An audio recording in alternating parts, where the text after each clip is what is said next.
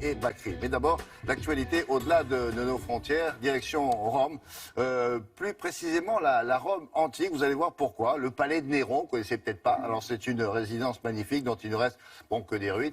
Mais ce qui est curieux, c'est que les visiteurs peuvent découvrir depuis quelques jours telle qu'elle était au moment de sa construction. Alors, comment se passe cette magie-là? Le plus simple, c'est de demander à François Baudonnet. Bonjour François, il va vous raconter ça.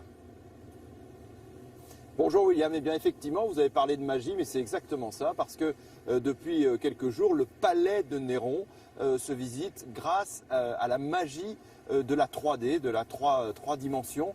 Ce sont des lunettes que les visiteurs de ce palais peuvent chausser et voir le palais de Néron tel qu'il était en 65 après Jésus-Christ. Et c'est important parce que ce palais aujourd'hui est en ruine. Il n'en reste finalement pas grand-chose. Mais là, avec ces lunettes, eh bien, ça permet de rentrer dans le palais tel qu'il était à l'époque et de découvrir ce palais qui était absolument somptueux.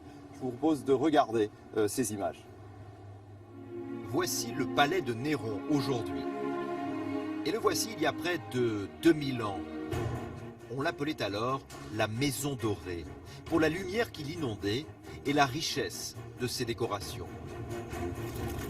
Rome venait tout juste d'être détruite par un gigantesque incendie. Sur les cendres, l'empereur Néron fait construire son nouveau palais, un véritable paradis terrestre. Plusieurs hectares de bâtiments luxueux, avec piscine, lac artificiel et parc boisé. C'est cet environnement que les visiteurs peuvent dorénavant découvrir grâce à ces lunettes 3D. Sous leurs yeux, les plus petits détails de la Domus Aurea, telle qu'elle était en 65 après Jésus-Christ.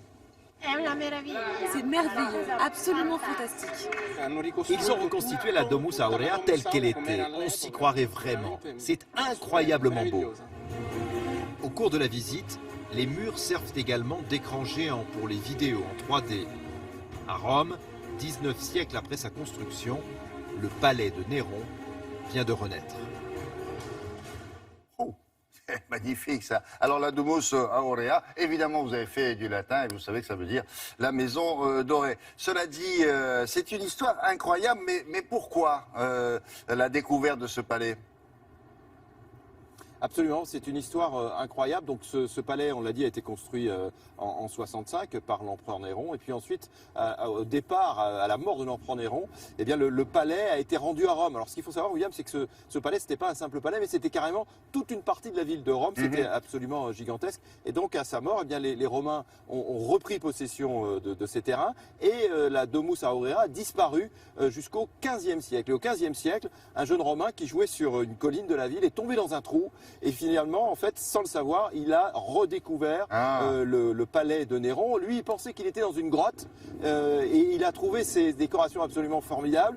Et du coup, il a dit, bah, c'est grotesque. Voilà. Et c'est de là que vient, je dirais, le côté artistique grotesque et le mot aussi. Et donc, du coup, aujourd'hui, quand on dit que c'est grotesque, même si évidemment le sens a évolué, eh bien, on parle encore un peu de l'empereur Néron.